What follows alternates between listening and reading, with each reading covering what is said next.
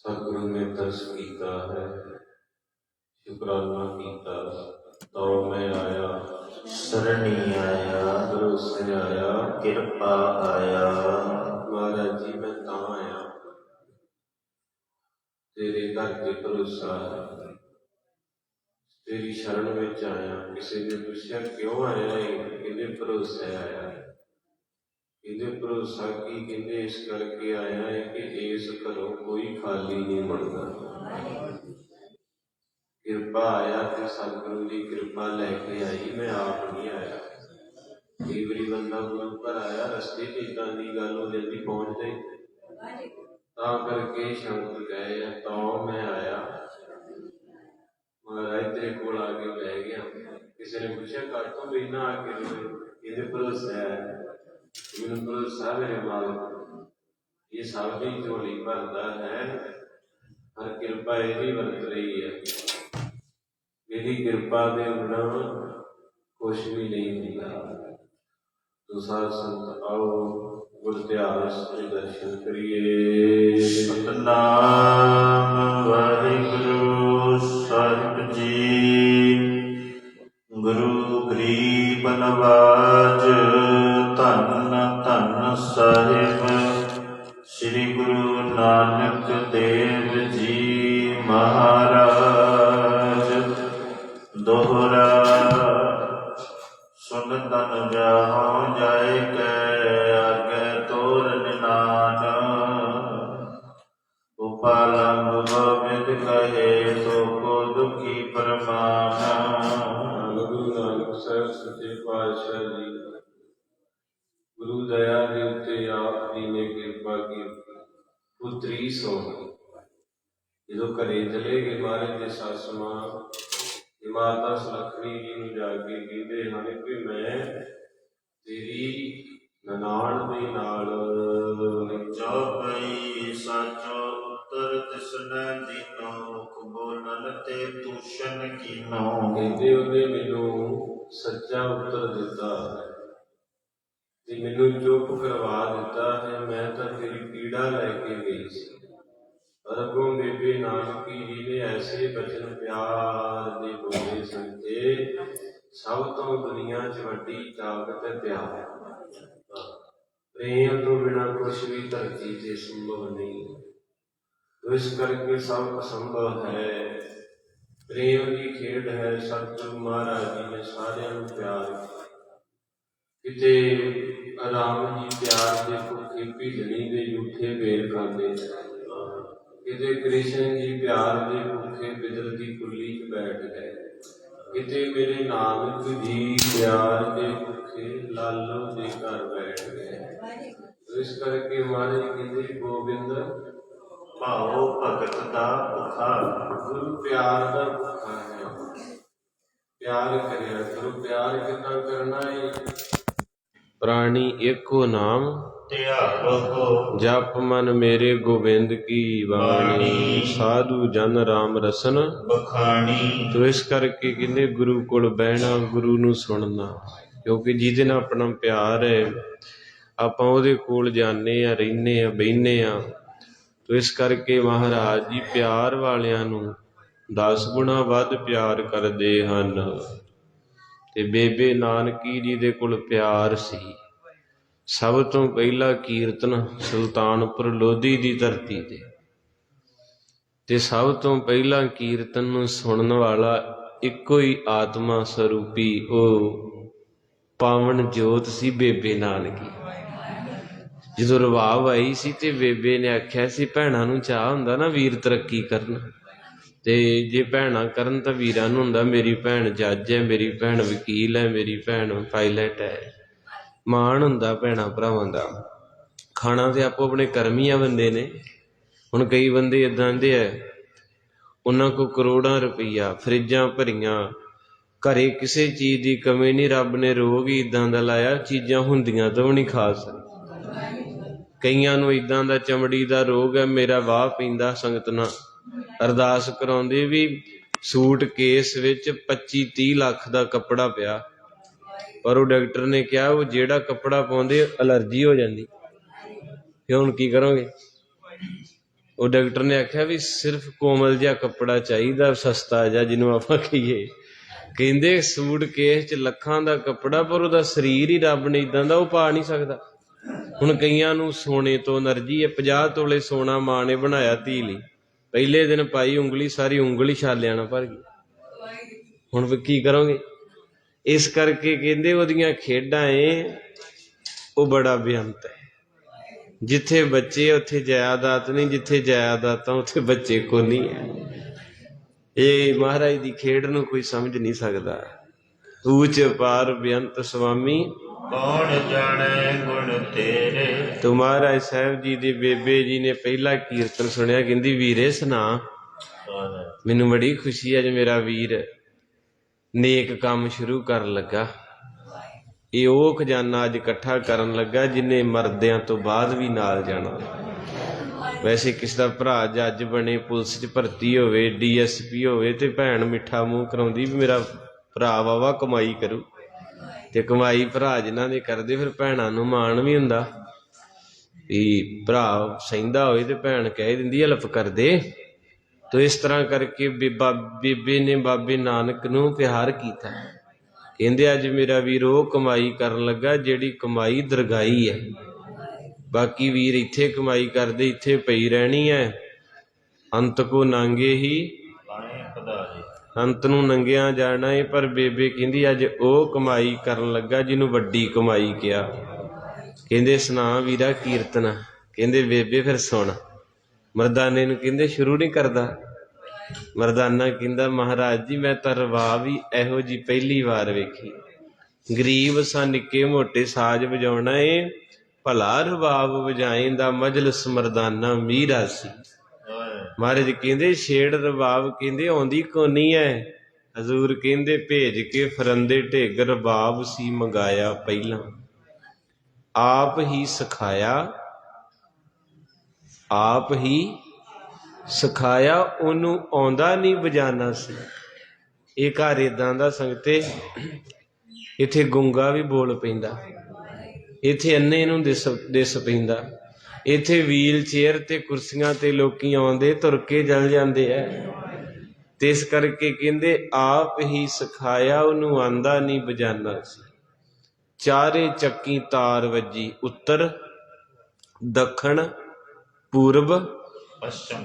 ਚਾਰੇ ਚੱਕੀ ਤਾਰ ਵੱਜੀ, ਜੰਗਲੀ ਪਹਾੜੀ ਥਲੀ। ਆਪਾਂ ਤਾਂ ਸਮਾਗਮ 'ਚ ਹੀ ਕੀਰਤਨ ਕਰਦੇ ਨਾ, ਬਾਬੇ ਨੇ ਜੰਗਲ 'ਚ ਵੀ ਕੀਤਾ। ਤੇ ਜਦੋਂ ਮਾਰੇ ਜੰਗਲ ਵਿੱਚ ਕੀਰਤਨ ਕਰਦੇ ਸੀ ਤੇ ਪੰਛੀ, ਤੋਤੇ, ਚਿੜੀਆਂ, ਕਬੂਤਰ, ਸ਼ੇਰ, ਖਰਗੋਸ਼, ਕਿਉਂਕਿ ਜੂਨਾਂ ਟੇਢੀਆਂ ਉਹਨਾਂ ਨੂੰ ਵੀ ਸਕੂਨ ਆਉਂਦਾ। ਉਹ ਵੀ ਗੁਰੂ ਨਾਨਕ ਦੇ ਕੋਲ ਆ ਕੇ ਬਹਿੰਦੇ, ਪੱਤਿਆਂ 'ਚੋਂ ਰਸ ਚੋਂਦਾ। ਮਰਦਾਨਾ ਕਹਿੰਦਾ ਮੈਂ ਵੇਖਿਆ ਜਦੋਂ ਗੁਰੂ ਨਾਨਕ ਸਾਹਿਬ ਦੀ ਰਬਾਬ ਤੇ ਗੁਰਬਾਣੀ ਚੱਲਦੀ ਨਾ। ਕਹਿੰਦੇ ਜੰਗਲੀ, ਫਿਰ ਪਹਾੜੀ ਸ਼ਬਦ ਵਰਤਿਆ ਹੈ ਵੀ ਸੁਮੇਰ ਪਰਬਤ ਤੇ ਮਹਾਰਾਜ ਆ ਚੜੇ, ਜਿੱਥੇ ਬਰਫ ਹੀ ਬਰਫ ਆ, 0 ਡਿਗਰੀ ਤੇ ਹੈ ਤਾਪਮਾਨ। ਤੇ ਉੱਥੇ ਉਹ ਸਿੱਧਾ ਨੇ ਆਖਿਆ ਵੀ ਇਹ ਬਾਬਾ ਇੱਥੇ ਪਹੁੰਚਿਆ ਕਿੱਦਾਂ? ਇੱਥੇ ਤਾਂ ਠੰਡ ਨਾਲ ਉੱਦਾਂ ਹੀ ਮੁੱਕ ਜਾਂਦਾ। ਪਰ ਬਾਬੇ ਕੋਲ ਸ਼ਬਦ ਦਾ ਨਿੱਘ ਸੀ, ਸ਼ਬਦ ਦੀ ਠੰਡ ਦੂਰ ਕਰਨ ਵਾਸਤੇ ਬੁੱਕਲ ਸੀ। ਤੇ ਉਹ ਕਹਿੰਦੇ ਜੰਗਲੀ ਪਹਾੜੀ ਤੇ ਥਲੀ, ਥਲ ਮੈਨੇ ਧਰਤੀ ਤੇ, ਜਿੱਥੇ ਕਿਤੇ ਮੇਲਾ ਗੇਲਾ ਉੱਥੇ ਮਹਾਰਾਜ ਵੀ ਰਬਾਬ ਛੇੜ ਲੈਂਦੇ। ਕਹਿੰਦੇ ਚਾਰੇ ਚੱਕੀ ਤਾਰ ਵੱਜੀ, ਜੰਗਲੀ ਪਹਾੜੀ ਥਲੀ, ਜਿਨੀ ਸੁਣਿਆ। ਤੁਸੀਂ ਰੋਜ਼ ਸੁਣ ਨਹੀਂ ਆਉਂਦੇ, ਮੈਂ ਇੰਨਾ ਕੁਝ ਕਹਿ ਲੈਣਾ, ਤੁਸੀਂ ਫਿਰ ਵੀ ਆ ਜਾਂਦੇ ਨਾ। ਨਹੀਂ ਤੇ ਸੱਚੀ ਏਡਾ ਸਮਾਂ ਮਾੜਾ ਏ। ਘਰ ਦੇ 4 ਜੀ ਆ ਤੇ ਇੱਕ ਦੂਜੇ ਦੀ ਕੋਈ ਜਰਦਾ ਨਹੀਂ। ਤੁਸੀਂ ਕਿੰਨੇ ਧਨ ਹੋ। ਕਈ ਵਾਰੀ ਕਥਾ 'ਚ ਤੁਹਾਨੂੰ ਕਿੰਨਾ ਕੁਝ ਕਹੀਦਾ, ਤੁਸੀਂ ਕਿੰਨੇ ਧਨ ਹੋ, ਤੁਸੀਂ ਫੇਰ ਪਿਆਰ ਕਰੀ। ਨਹੀਂ ਤੇ ਸਮਾਂ ਬੜਾ ਮਾੜਾ। ਕਈ ਹੈਗੇ ਆ ਵਿੱਚ ਉਹ ਕਹਿੰਦੇ ਜਾ ਪਰੇ, ਅਸੀਂ ਤੇ ਕਦੀ ਘਰਦਿਆਂ ਦੇ ਨਹੀਂ ਸੁਣੀ, ਬਾਬਾ ਦਬਕੇ ਮਾਰਦਾ। ਤੂੰ ਕਹਿੰਦੇ ਜਿਨੀ ਸੁਣਿਆ ਰਹਿਆ ਆਵਣ ਨਾ ਜਾਣਾ ਸੀ। ਮਾਰੇ ਕਹਿੰਦੇ ਜਿੰਨੇ ਗੁਰੂ ਦੀ ਬਾਤ ਸੁਣੀ ਉਹਦਾ ਜੰਮਣਾ ਮਰਨਾ ਮੁੱਕ ਗਿਆ। ਜਿਨੀ ਸੁਣਿਆ ਰਹਿਆ ਆਵਣ ਨਾ ਜਾਣਾ ਸੀ, ਸੱਜਣ ਜੈ ਠੱਗ ਜਗ ਲੋਦੀ ਜੈ ਕਾਬਰਾਂ ਨੇ, ਬਾਬਰ ਜੈ ਬਾਬਰਾਂ ਨੇ ਸੁਣਿਆ ਤਰਾਨਾ ਸੀ। ਬਾਬੇ ਦਾ ਰਬਾਬੀ ਰੱਬ ਬਾਬੀ ਭਿੰਨੀ। ਤਾਰ ਜੀ ਦੀ। ਆਬ ਕਿਹਨੂੰ ਕਹਿੰਦੇ ਭਲਾ? ਪਾਣੀ ਨੂੰ। ਪੰਜਾਬ ਸ਼ਬਦ ਜਿਹੜਾ ਵੱਖਰਾ ਕਰ ਦੋ, ਆਬ, ਪੰਜ ਆਬ ਬਣ ਕੇ ਤੇ ਇਹਨੂੰ ਪੰਜਾਬ ਤਾਂ ਕਹਿੰਦੇ। ਆਖੋ ਸਤਨਾਮ। ਪੰਜਾਬ ਸ਼ਬਦ ਜਿਹੜਾ ਪੰਜਾਂ ਨਦੀਆਂ ਦੀ ਧਰਤ ਪੰਜਾਬ ਦੀ ਹੈ, ਜਿਹੜੀ ਮੌਤ ਦੀ ਹਿੱਕ ਤੇ ਵਸਦੀ ਏ। ਇੱਕੋ ਮਾਂ ਪੰਜਾਬ ਦੀ ਜੋ ਦੇਸ਼ ਬਦਲੇ, ਆਪਣੇ ਪੁੱਤ ਮਰਵਾ ਕੇ। ਹਾਂ, ਤੁਸੀਂ ਮਾਰਨ ਵਾਲਿਆਂ ਨੂੰ ਸਰੋਪੇ ਦੇਈ ਜਾਂਦੇ। ਆਖੋ ਸਤਿ ਦਿਓ, ਹੋਰ ਬੰਨ ਦਿਓ ਪੱਗਾਂ ਇਹਨਾਂ ਨੂੰ ਇੱਕ ਰਾਂ, ਹੋਰ ਸਾਡੇ ਤੇ ਜ਼ੁਲਮ ਕਰਨਾ। ਕਹਿੰਦੇ ਇੱਕੋ ਮਾਂ ਪੰਜਾਬ ਦੀ ਜੋ ਕੌਮ ਬਦਲੇ, ਆਪਣੇ ਪੁੱਤ ਮਰਵਾ ਕੇ। ਦਿਲ ਤੇ ਲੱਗਦੀ ਹੈ। ਜਿੰਨਾ ਭੈਣਾਂ ਦੇ ਭਰਾ ਨਹੀਂ ਦਿੱਲੀਓਂ ਮੁੜੇ, ਉਹਨਾਂ ਦਾ ਦਿਲ ਰੋਂਦਾ ਹੈ ਵੀ ਤੁਸੀਂ ਗਲਤ ਕਰ ਰਹੇ ਆ। ਮੀਟਿੰਗ ਹੋਰ ਹੁੰਦੀ ਆ, ਸਲਾਹ ਹੋਰ ਹੁੰਦੀ ਆ, ਪਰ ਸਰੋਪਾ ਬਹੁਤ ਵੱਡੀ ਦਾਤ ਹੈ। ਐਵੇਂ ਥੋੜ੍ਹਾ ਜਿਹੜਾ ਮਰਜ਼ੀ ਆਵੇ ਉਹਦੀ ਗੱਲ 'ਚ ਪਾ ਦਿੰਦੇ ਚੁੱਕ ਕੇ। ਰਹੋ ਵਿਚਾਰ, ਅੱਜ ਆਨੰਦ ਲੈਣਾ, ਨਾ ਹੀ ਉੱਧਰ ਜਾਈਏ। ਤੋ ਕਹਿੰਦੇ ਹਨ ਕਿ ਬੇਬੇ ਨੇ ਪਹਿਲਾਂ ਕੀਰਤਨ ਸੁਣਿਆ ਸੀ ਸੰਗਤੇ, ਤੇ ਜਦੋਂ ਬਾਬੇ ਨੇ ਕੀਰਤਨ ਤੇ ਬੇਬੇ ਦੀ ਸਮਾਧੀ ਲੱਗ ਗਈ, ਗੁਰੂ ਨਾਨਕ ਸਾਹਿਬ ਦੀ ਸਮਾਧੀ ਲੱਗ ਗਈ, ਤੇ ਭਾਈ ਫਰੰਦਾ ਉਹਦੀ ਵੀ ਮਰਦਾਨੇ ਨੇ ਹੌਲੀ ਜਿਹੀ ਅੱਖਾਂ ਖੋਲੀਆਂ, ਫਿਰ ਰਬਾਬ ਬੰਦ ਕਰਕੇ ਕਹਿੰਦਾ, ਬਾਬਾ ਚੌਂਕੜੇ ਮਾਰ ਕੇ ਬੈਠੇ ਜੇ, ਮੈਨੂੰ ਭੁੱਖ ਲੱਗੀ ਆ। ਮਹਾਰਾਜ ਸੱਚੇ ਪਾਤਸ਼ਾਹ ਤੂੰ ਤਾਂ ਕੋਈ ਨਹੀਂ ਬੋਲਣਾ, ਕਿਉਂਕਿ ਉਹ ਤਿੰਨੇ ਰੂਹਾਂ ਰਸੀਆਂ ਨੇ। ਭੁੱਖ ਦੂਰ ਹੋ ਗਈ, ਸਾਚੇ ਨਾਮ ਕੀ ਲੱਗੈ। ਜਿਨ੍ਹਾਂ ਨੂੰ ਬਾਣੇ ਦੀ ਭੁੱਖ ਆ, ਉਹਨਾਂ ਨੂੰ ਦੁਨਿਆਵੀ ਭੁੱਖ ਨਹੀਂ ਲੱਗਦੀ। ਇੱਕ ਰੋਟੀ ਖਾਣਗੇ ਬਸ। ਆਮ ਹੀ ਜਿੰਨੇ ਵੀ ਤੁਹਾਡੇ 'ਚ ਰਸਗੇ ਹੋਣਗੇ, ਬਹੁਤ ਘੱਟ ਛਕਦੇ, ਤੇ ਆਪਾਂ ਤਾਂ ਖਾਣ ਦੇ ਰਸਗੇ ਆ। ਪਹਿਲਾਂ ਜਾਂਦੇ ਹੀ 3 ਕਿਲੋ ਪਕੌੜੇ ਖਾਂਦਾ ਬੰਦਾ, ਫਿਰ 2 ਕੌਫੀ ਦੇ ਕੱਪ ਪੀਂਦਾ, ਫਿਰ ਕਿਤੇ ਜਾ ਕੇ ਅੰਦਰ ਮੱਥਾ ਟੇਕਣ ਤੱਕ ਪਹੁੰਚਦਾ। ਹੁਣ ਜਦੋਂ 5 ਕਿਲੋ ਪਕੌੜੇ ਖਾਧੇ ਹੋਣ ਤੇ ਫਿਰ ਅੰਦਰ ਥੋੜ੍ਹਾ ਬੈਠਾ ਜਾਣਾ। ਉਹ ਤਾਂ ਫਿਰ ਕਹਿਣਗੇ ਉਹ ਬਾਹਰ ਚੱਲਦੇ ਭਾਊ ਕੁਰਸੀ ਤੇ। ਆਖੋ ਸਤਨਾਮ। ਕੁਰਸੀ ਵੱਲ ਨੂੰ ਜਾਣਾ ਹੀ ਪੈਣਾ। ਪਹਿਲਾਂ ਰਾਸ਼ਨ ਤੇ ਇੰਨਾ ਖਾ ਲਿਆ ਤੇ ਕਥਾ ਕਿੱਦਾਂ ਸੁਣੇਗਾ ਅੰਦਰ। ਮਹਾਰਾਜ ਦੀ ਬਾਣੀ ਕਹਿੰਦੀ ਹੈ ਨਾ, ਖਾਣਾ ਪੀਣਾ ਹੱਸਣਾ ਸੌਣਾ ਵਿਸਰ ਗਿਆ। ਤੇ ਸੱਚੇ ਪਾਤਸ਼ਾਹ ਜੀ ਨੇ ਥੋੜ੍ਹਾ ਸ਼ਬਦ ਕਿਹਾ, ਅੰਨ ਪਾਣੀ ਥੋੜ੍ਹਾ ਖਾਇਆ। ਆਸਾ ਦੀ ਵਾਰ ਦੇ ਵਿੱਚ ਥੋੜ੍ਹਾ ਛਕਿਆ ਕਰ, ਥੋੜ੍ਹੇ 'ਚ ਪ੍ਰਤੀਤ ਹੈ। ਤੋ ਇਸ ਕਰਕੇ ਮਹਾਰਾਜ ਸੱਚੇ ਪਾਤਸ਼ਾਹ ਦੇ ਬੇਬੇ ਜੀ ਦੇ ਫਿਰ ਮਰਦਾਨਾ ਜੀ ਨੇ ਇਸ਼ਾਰਾ ਕੀਤਾ, ਮਾਂ ਭੁੱਖ ਲੱਗੀ ਆ। ਕਹਿੰਦੇ ਬੜਾ ਰਸ ਆਇਆ ਕੀਰਤਨ ਦਾ, ਚੇਤਾ ਹੀ ਭੁੱਲ ਗਿਆ। ਅਸਲ ਵਿੱਚ ਆਪਾਂ ਨੂੰ ਰਸ ਨਹੀਂ ਆ ਰਿਹਾ। ਜਦੋਂ ਬੰਦੇ ਨੂੰ ਵਾਸੀਆਂ ਆਉਂਦੀਆਂ, ਲੱਕ ਦੁਖਦਾ, ਲੱਤਾਂ ਸਮਝ ਲਓ ਰਸ। ਹੁਣ ਮੋਬਾਇਲ ਤੇ ਤੁਸੀਂ ਘਰ ਦੇ ਵਿੱਚ TV ਵੇਖਦੇ ਹੋ ਤੇ ਕਈ ਵਾਰੀ ਧਿਆਨ ਜਿਹਾ ਜੁੜ ਜੇ ਤੇ 3 ਘੰਟੇ ਦੀ ਮੂਵੀ ਮਿੰਟ 'ਚ ਹੀ ਲੰਘ ਜਾਂਦੀ ਹੈ। ਤੇ ਉੱਦਾਂ ਕਿਤੇ 3 ਮਿੰਟ ਵੀ ਬਾਣੀ ਸੁਣਨੀ ਹੋਵੇ ਤੇ ਔਖਾ ਹੈ, ਕਿਉਂਕਿ ਰਸ ਨਹੀਂ ਆ ਰਿਹਾ। ਤੇ ਰਸ ਤੋਂ ਬਿਨਾਂ ਸਮਾਧੀ ਨਹੀਂ ਲੱਗਦੀ। ਤੋ ਬੇਬੇ ਉਹ ਰੂਹ ਹੈ ਜਿਹਨੇ ਪਹਿਲਾ ਕੀਰਤਨ ਸੁਣਿਆ ਸੀ ਪਿਆਰ ਦੇ ਵਿੱਚ ਬੈਠ ਕੇ। ਅੱਜ ਬੇਬੇ ਦੇ ਮਿੱਠੇ ਬੋਲਾਂ ਨੇ ਗੁਰੂ ਨਾਨਕ ਦੀ ਸੱਸ ਮਾਂ ਨੂੰ ਚੁੱਪ ਕਰਾ ਦਿੱਤਾ।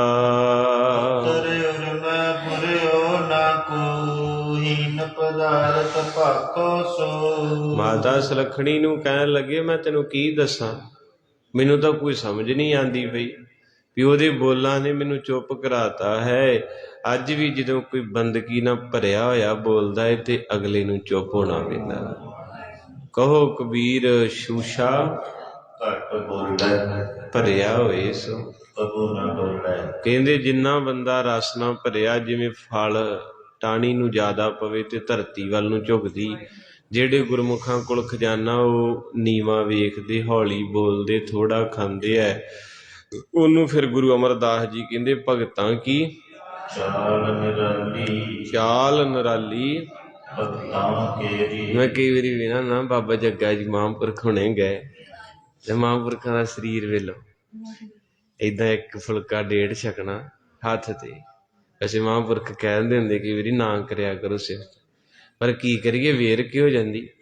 ਇਹ ਵੀ ਤਾਂ ਸਾਧੂ ਹੀ ਹੈ, ਕੋਈ ਬਸਤਰ ਨਹੀਂ। ਤੇ ਅੱਜ ਕੱਲ੍ਹ ਸਾਧੂ ਏਦਾਂ ਦੇ, ਉਹਦੇ ਢਿੱਡ ਏਡੇ ਆ, 2 ਬੰਦੇ ਬਾਹਾਂ ਤੋਂ ਫੜਦੇ ਆ, ਇੱਕ ਪੱਖਾ ਝੱਲਦਾ, ਇੱਕ ਜਣਾ ਤੌਲੀਆ ਲਈ ਫਿਰਦਾ, 25-30 ਜਣੇ ਵਿਚਾਰੇ ਮਹਾਂ ਲਿਆਉਂਦੇ ਬਾਬੇ ਨੂੰ। ਉਹ ਖਾਦਾ ਹੀ ਇੰਨਾ ਸੰਗਤ ਦਾ, ਤੁਰਿਆ ਕਿੱਥੇ ਜਾਂਦਾ ਆਖੋ ਸਤਨਾਮ। ਹਾਂਜੀ, ਆਪਣੇ 4-5 ਦੀਆਂ ਲੱਤਾਂ ਇਕੱਠੀਆਂ ਕੀਤੀਆਂ ਹੋਣ ਤੇ ਉਹਨਾਂ ਦੀ ਇੱਕ ਲੱਤ ਬਣਨੀ। ਤੇ ਮਹਾਰਾਜ ਸੱਚੇ ਪਾਤਸ਼ਾਹ ਜੀ ਦੇ ਜਿੰਨੇ ਵੀ ਮਹਾਂਪੁਰਖ ਰੰਗੇ ਹੋਏ ਕਾਨੇ ਵਰਗੇ ਹੈ। ਸੰਤ ਜਰਨੈਲ ਸਿੰਘ ਜੀ ਖਾਲਸਾ ਦਾ ਸਰੀਰ ਵੇਖੋ, ਕਿੰਨੀ ਬਾਣੀ ਰਸੀਏ। ਬਾਬਾ ਜਗਜੀਤ ਸਿੰਘ ਜੀ ਹਰਖੋਵਾਲ ਵਾਲੇ, ਬਾਬਾ ਅਤਰ ਸਿੰਘ ਜੀ, ਬਾਬਾ ਈਸ਼ਰ, ਜਿਤਨੇ ਵੀ ਮਹਾਂਪੁਰਖ ਕਮਾਈ ਵਾਲੇ, ਉਹ ਫਿਰ ਪਦਾਰਥ ਨੂੰ ਭੁੱਖ ਖਤਮ ਹੋ ਜਾਂਦੀ। ਬਾਬਾ ਫਰੀਦ ਇੰਨਾ ਰਸੀਆ ਸੀ, ਇੰਨਾ ਕੁ ਸੁੱਕ ਗਿਆ ਬੰਦਗੀ ਕਰ ਕਰਕੇ, ਕਹਿੰਦੇ ਕਾਗਾ ਕਰੰਗ ਢੰਡੋਲਿਆ, ਕਰੰਗ ਹੋ ਗਿਆ। ਯਾਨੀ ਬੰਦੇ ਦੇ ਅੰਦਰ ਹੱਡੀਆਂ ਛਾਤੀ ਨੇ ਢੱਕੀਆਂ ਮਾਸ ਨੇ। ਜਦੋਂ ਬੰਦੇ ਦੀ ਬਾਡੀ ਦਾ ਮਾਸ ਇਕੱਲਾ ਪਿੰਜਰ ਨਾ, ਇੰਨੀ ਨਾਮ ਦੀ ਭੁੱਖ ਲੱਗੀ ਸੀ, ਦੁਨਿਆਵੀ ਰੋਟੀ ਰਸ ਛੱਡਤੇ।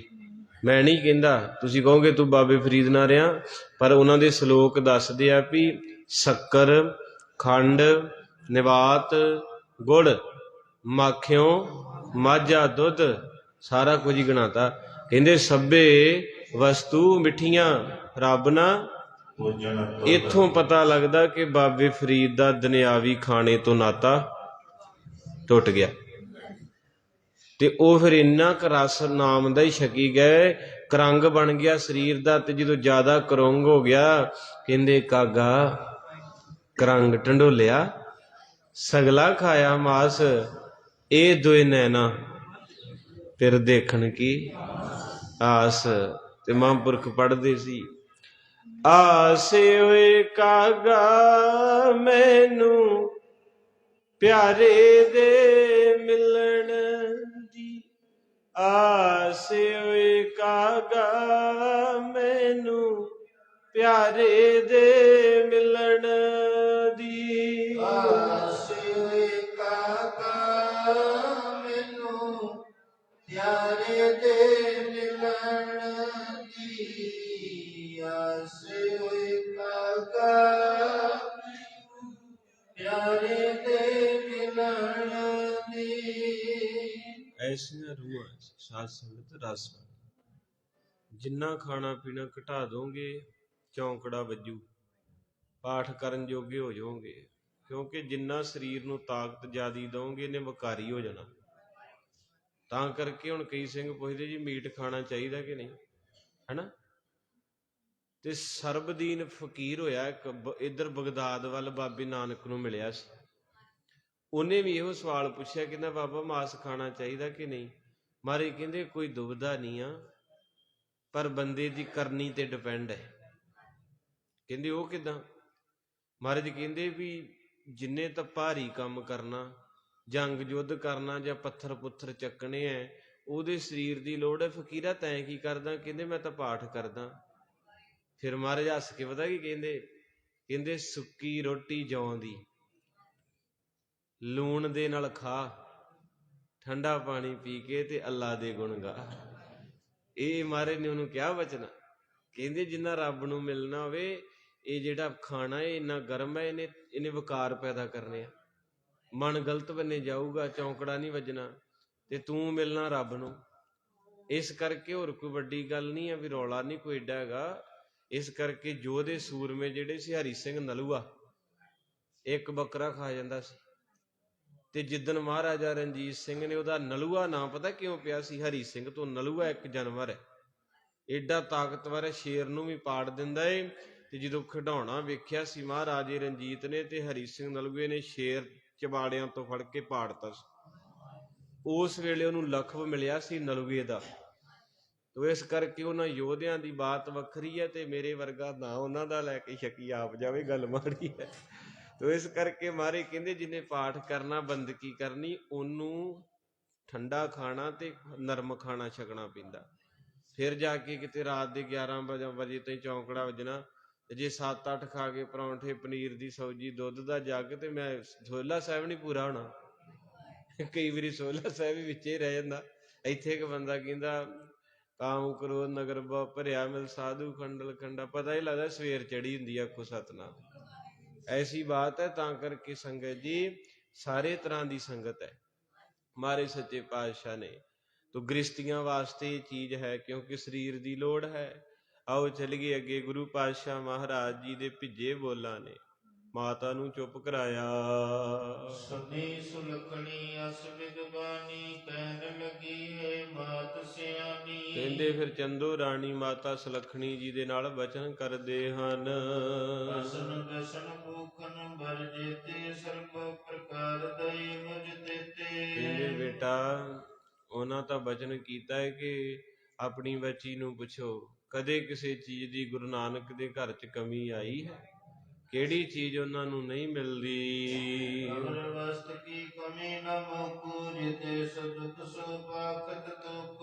ਔਰ ਉਸ ਵੇਲੇ ਮਾਤਾ ਸੁਲੱਖਣੀ ਜੀ ਫਿਰ ਪ੍ਰੇਮ ਦੇ ਵਿੱਚ ਆ ਕੇ ਕਹਿੰਦੇ ਮਾਂ ਘਾਟ ਨਹੀਂ ਕੋਈ ਵੀ, ਬਹੁਤ ਬਸਤਰ ਪਏ ਆ, ਸੋਨਾ ਪਿਆ ਏ, ਚਾਂਦੀ ਪਈ ਹੈ, ਭੜੋਲੇ ਭਰੇ ਪਏ ਅੰਨ ਦੇ ਨਾਲ, ਪਰ ਮਾਂ ਮੇਰੇ ਲਾਗੇ ਹੋ ਜਾ, ਹੁਣ ਮੈਂ ਤੈਨੂੰ ਅਸਲੀ ਦੁੱਖ ਜਿਹੜਾ ਨਾ ਉਹ ਦੱਸਦੀ ਹਾਂ। ਤਬੈ ਪ੍ਰੀਤ ਕਰ ਆਏ ਨ ਸਦਨਾ, ਮੁਝ ਸੇ ਬੋਲਿਓ ਵੈਸਨ ਬਦਨਾ। ਇਹਨੂੰ ਗਲਤ ਨਾ ਲਿਓ, ਕਹਿੰਦੇ ਪੂਰਾ ਕਦੇ ਸ਼ਿੰਗਾਰ ਨਾ ਹੋਵੇ ਜੇ ਗੋਦੀ 'ਚ।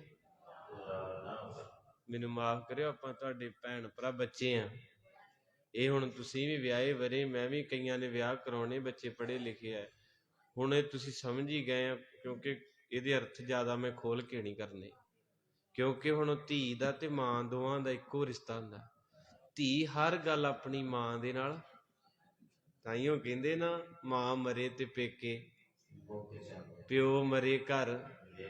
ਹਾਏ ਓ ਰੱਬਾ ਮਰਨ ਨਾ ਵੀਰ ਕਿਸੇ ਦੇ, ਉੱਜੜ ਜਾਂਦਾ ਮੈਨੂੰ ਸਭੇ ਪੀੜਾਂ ਮੰਦੀਆਂ, ਇੱਕ ਬੁਰੀ ਭਾਈਆਂ ਦੀ। ਪੁੱਤ ਮਰੇ ਨੀ ਭੁੱਲਦੇ ਮਾਵਾਂ ਨੂੰ, ਤੇ ਭਾਵੇਂ ਹੋ ਕੇ ਮਰਨ।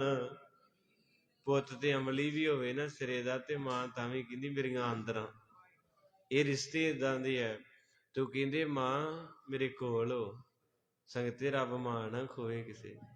ਕਹਿੰਦੇ ਮਾਂ ਕੱਪੜਾ ਵਾਧੂ ਹੈ, ਸੋਨਾ ਚਾਂਦੀ ਘਰ ਬਹੁਤ ਕੁਝ ਹੈ, ਪਰ ਮਾਂ ਤੂੰ ਵੀ ਗ੍ਰਸਤੀ ਰਹੀ ਹੈ, ਪਾਪਾ ਦੇ ਨਾਲ ਤੇਰੀ ਵੀ ਸ਼ਾਦੀ ਹੋਈ ਹੈ।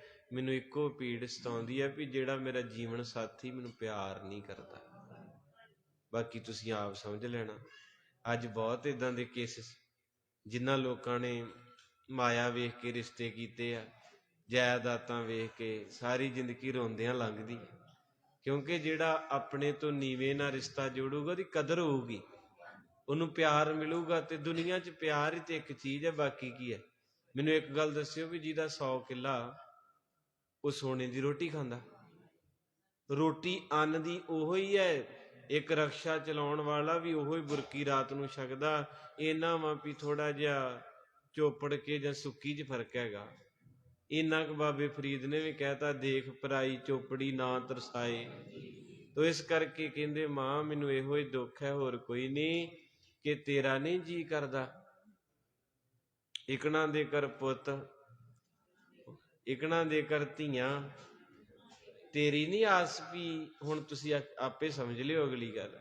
ਇੱਕ ਧੀ ਨੇ ਆਪਣੀ ਮਾਂ ਨੂੰ ਦੁੱਖ ਦੱਸਿਆ ਹੈ। ਹਿਰਦੈ ਮਨੋਰਥ ਕਿਸ ਬਿਗ ਬਾਕੋ, ਜਿਸ ਸੋ ਕੈ ਆਪਣੇ ਦੁਖ ਨਾਖੋ। ਕਹਿਣ ਲੱਗੀ ਮਾਂ ਮੈਂ ਕਿਹਨੂੰ ਦੱਸਾਂ, ਮੈਨੂੰ ਸ਼ਰਮ ਆਉਂਦੀ ਆ, ਲੋਕੀ ਮਜ਼ਾਕ ਉਡਾਉਣਗੇ। ਇਹ ਨਿੱਜੀ ਗੱਲਾਂ ਹੁੰਦੀਆਂ, ਕਿਉਂਕਿ ਗ੍ਰਿਸ਼ਤ ਦੀ ਕਥਾ ਜੇ ਮੈਂ ਪਹਿਲੋਂ ਵਾਰ-ਵਾਰ ਕਹਿੰਦਾ ਭਰਾਵਾ ਇਹਨੂੰ ਹੋਰ ਪਾਸੇ ਨਾ ਲੈ ਜਾਓ।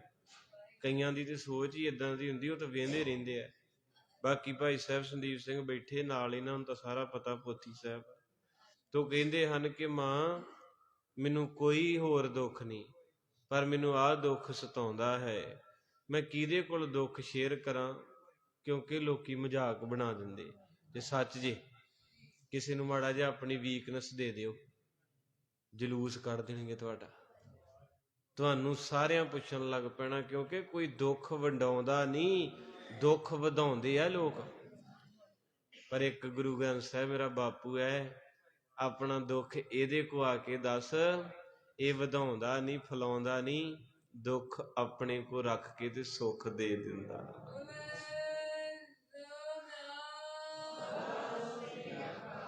ਇਹ ਭਲੇ ਸਮੇਂ ਦੀ ਕਥਾ ਵਾ, ਅੱਜ ਤੋਂ 550 ਸਾਲ ਪਹਿਲਾਂ ਦੀ ਧੀ ਦੀ ਕਥਾ ਹੈ। ਅੱਜ ਵਰਗੀ ਧੀ ਪਤਾ ਕਿੱਦਾਂ ਦੀ ਗੁਜ਼ਾਰਾ ਕਰਿਓ। ਅਗਲੀਆਂ ਤਾਂ ਤੀਜੇ ਦਿਨ ਵਿਆਹ ਤੋਂ ਜੱਬ ਪੈ ਜਾਂਦਾ। ਕੋਈ ਸ਼ਰਮ ਨਹੀਂ ਕਰਦੇ ਅੱਜ ਕੱਲ੍ਹ ਲੋਕੀ ਵੀ ਮੇਰੀ ਸੱਸ ਮਾਂ ਮੇਰੇ ਵੀਰ ਆ ਮੇਰੇ।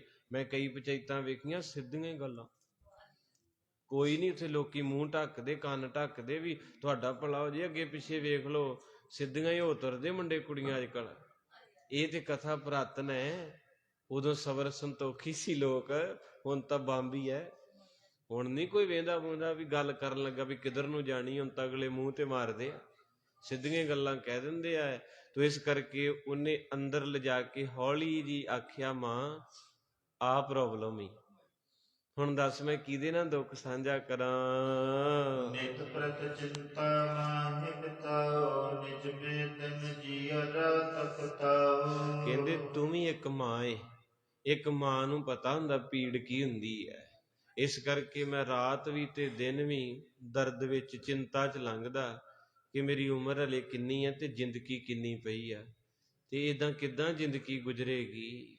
ਇਸ ਕਰਕੇ ਮਾਂ ਨੂੰ ਇੱਕ ਧੀ ਭਾਈ ਸੰਤੋਖ ਸਿੰਘ ਜੀ ਬਿਆਨ ਕਰਦੇ ਤੇ ਕਥਾ ਖਡੂਰ ਸਾਹਿਬ ਗੁਰੂ ਅੰਗਦ ਸਾਹਿਬ ਜੀ ਵੀ ਸੁਣ ਰਹੇ, ਗੁਰੂ ਅਮਰਦਾਸ ਜੀ ਵੀ ਕਥਾ ਵਿੱਚ, ਭਾਈ ਪਾਰੋ ਜੀ ਵੀ ਕਥਾ ਵਿੱਚ ਬੈਠੇ ਆ ਜਦੋਂ ਇਹ ਕਥਾ ਚੱਲ ਰਹੀ ਹੈ। ਦੋਹਰਾ ਸੁਨਤ ਸੁਤਾ ਬਚ ਮਰਮ ਕੀ, ਗਈ ਨਾਨਕੀ ਪਾਸ।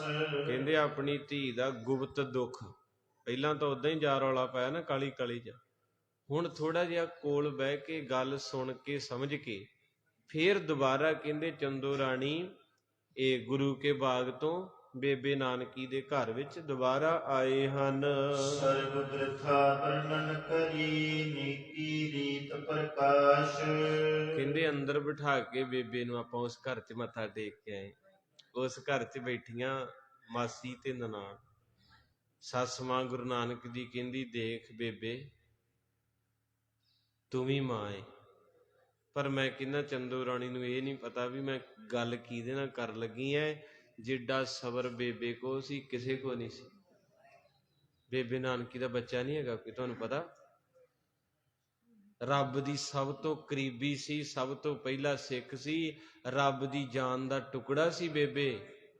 ਪਰ ਬੇਬੇ ਨੇ ਪਹਿਲੋਂ ਹੀ ਕਹਿਤਾ ਸੀ, ਬਾਬਾ ਮੈਂ ਨਹੀਂ ਚਾਹੁੰਦੀ ਤੇਰੇ ਮੇਰੇ ਪਿਆਰ 'ਚ ਤੀਜਾ ਆਵੇ। ਸਮਝਦੇ ਹੋ? ਆਪਾਂ ਆਮ ਹੀ ਕਹੀਦਾ ਨਾ ਵੀ ਜਿੰਨਾ ਚਿਰ ਛੋਟਾ ਬੱਚਾ ਨਹੀਂ ਹੁੰਦਾ, ਦੋਵਾਂ ਜੀਆਂ ਦਾ ਪਿਆਰ 100% ਹੈ। ਜਿੱਦਣ ਬੱਚੇ ਹੋ ਜਾਂਦੇ ਫਿਰ ਉਹ ਘੱਟ ਕੇ 50 ਤੇ ਆ ਜਾਂਦਾ। ਇਹ ਗ੍ਰਿਸ਼ਤੀ ਕਥਾ ਹੈ, ਇਹ ਸੱਚ ਹੈ ਵੀ ਜਿੰਨਾ ਚਿਰ ਕੋਈ ਬੇਬੀ ਨਹੀਂ ਹੈ ਉਹਨਾਂ ਚਿਰ ਇੱਕ ਦੂਜੇ ਦਾ ਬਹੁਤ ਕਰਦੇ ਸਾਰੇ। ਜਦੋਂ ਬੱਚੇ ਹੋ ਜਾਂਦੇ ਤੇ ਫਿਰ ਮੁੜ ਕੇ ਪਤੀਲੇ ਖੜਕਣੇ ਸ਼ੁਰੂ ਹੋ ਜਾਂਦੇ ਵੀ ਕਿੱਥੇ ਮਰ ਗਿਆ, ਕਿਉਂ ਨਹੀਂ ਆਇਆ, ਸੌਦਾ ਮੁੱਕਾ, ਬੱਚੇ ਦੀ ਫੀਸ। ਫਰਕ ਪੈਂਦਾ ਹੈ ਥੋੜਾ ਜਿਹਾ। ਤੇ ਬੇਬੇ ਨੇ ਪਹਿਲਾਂ ਹੀ ਕਹਿਤਾ ਸੀ, ਰੱਬ ਜੀ ਤੇਰੇ ਮੇਰੇ ਪਿਆਰ ਦੇ ਵਿੱਚ ਤਿਲ ਜਿੰਨਾ ਵੀ ਫਰਕ ਨਾ ਆਵੇ। ਇਸ ਕਰਕੇ ਮੈਂ ਨਹੀਂ ਚਾਹੁੰਦੀ ਮੇਰੇ ਵਿਹੜੇ 'ਚ ਹੋਰ ਖੁਸ਼ੀ ਆਵੇ, ਉਸ ਖੁਸ਼ੀ ਨੂੰ ਵੇਖ ਕੇ ਤੇ ਮੈਂ ਤੇਰਾ ਚੇਤਾ ਭੁਲਾ ਦਿਆਂ। ਇਸ ਕਰਕੇ ਮੈਂ ਰੱਬ ਨੂੰ ਪੂਰੇ ਦਾ ਪੂਰਾ ਪਿਆਰ ਹੀ ਭੇਟਾ ਕਰਨਾ ਏ। ਤੇ ਸਾਧ ਸੰਗਤ ਜੀ ਇਹ ਸੱਚ ਹੋਇਆ, ਬੇਬੇ ਦੇ ਘਰ ਔਲਾਦ ਨਹੀਂ ਹੈ।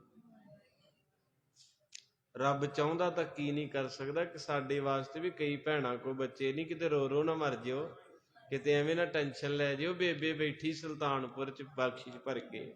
ਤੋ ਕਹਿੰਦੇ ਹਨ ਕਿ ਐਸੇ ਬਚਨ ਬੇਬੇ ਨੂੰ ਆ ਕੇ ਫਿਰ ਦੱਸਣਾ ਕੀਤੇ। ਜੋ ਭਈ ਕਹਿ ਨਾਨਕੀ ਮਾਸੀ ਸੁਣੀਏ, ਤਿਸ ਭਈ ਨਿਸ਼ਪੁਰ ਭੋਜਨੀਏ। ਬੇਬੇ ਨਾਨਕੀ ਜੀ ਨੇ ਕਿਹਾ, ਮਾਸੀ ਜੀ ਸੁਣੋ, ਤੁਹਾਡੀ ਧੀ ਦਾ ਸੁਭਾਅ ਬੜਾ ਕਠੋਰ ਹੈ, ਗੁੱਸਾ ਕਰ ਜਾਂਦੀ ਹੈ।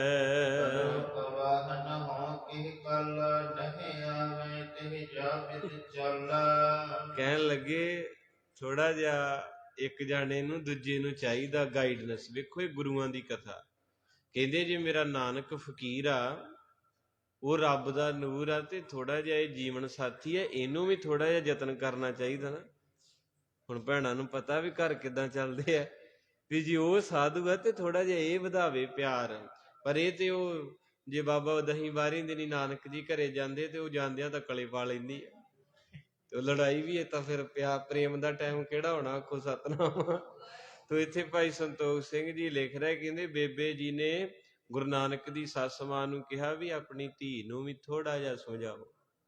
ਕਿ ਘਰ ਬਹੁਤ ਔਖਾ ਚਲਾਉਣਾ, ਬੜਾ ਤਰੀਕੇ ਨਾਲ ਚੱਲਦਾ ਹੈ। ਜੇ ਆਵੇ ਨਿਜ ਸਹਿਜ ਸੁਭਾਈ, ਮਨੋ ਕਰੋ ਦਸੋ ਕਰਤ ਲੜਾਈ। ਇਹਦੀ ਪਹਿਲੀ ਗੱਲ ਤੇ ਉਹ ਫਕੀਰ ਰੱਬ ਹੈ, ਖੁਦ ਨਾਰਾਇਣ ਅਕਾਲ ਪੁਰਖ ਹੈ।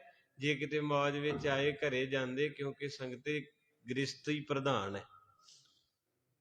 ਪਾਰਵਤੀ ਆ ਤੇ ਸ਼ਿਵਜੀ ਆ, ਲక్ష్ਮੀ ਆ ਤੇ ਵਿਸ਼ਨੂੰ ਆ। ਇਸੇ ਤਰ੍ਹਾਂ ਸਾਰਿਆਂ ਦੇ ਆਪਾਂ ਵੇਖਦੇ ਹੁੰਦੇ ਨਾ ਸੀਰੀਅਲ, ਉਹ ਤਾਂ ਕਿੰਨਾ ਪਿਆਰ ਕਰਦੇ ਦੇਵੀ ਦੇਵਤੇ। ਇਹ ਗ੍ਰਸਤੀ ਜੀਵਨ ਹੈ। ਤੋ ਇਸ ਕਰਕੇ ਇੱਥੇ ਵੀ ਮਹਾਰਾਜ ਰੱਬ ਜੀ ਦੀ ਗ੍ਰਸਤ ਦੀ ਕਥਾ ਹੈ। ਤੋ ਬੜੇ ਪ੍ਰੇਮ ਦੇ ਨਾਲ ਬੇਬੇ ਜੀ ਸਮਝਾਉਣਾ ਕੀਤਾ।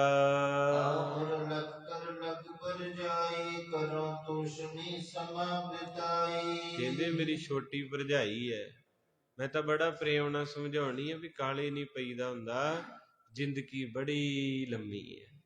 ਬੜੇ ਉਤਰਾ ਚੜਾ ਜ਼ਿੰਦਗੀ ਚ ਆਉਂਦੇ ਆ। ਜੇ ਹੁਣ ਆਹ ਕਥਾ ਸਾਡੇ ਬੱਚੇ ਸੁਣਨਗੇ ਤੇ ਆਪੇ ਘਰ ਵਸ ਜਾਣੇ, ਪਰ ਕਥਾ ਕਿੱਥੇ ਸੁਣਨੀ, ਇਹਨਾਂ ਤਾਂ ਗਾਣੇ ਸੁਣਦੇ ਹੀ।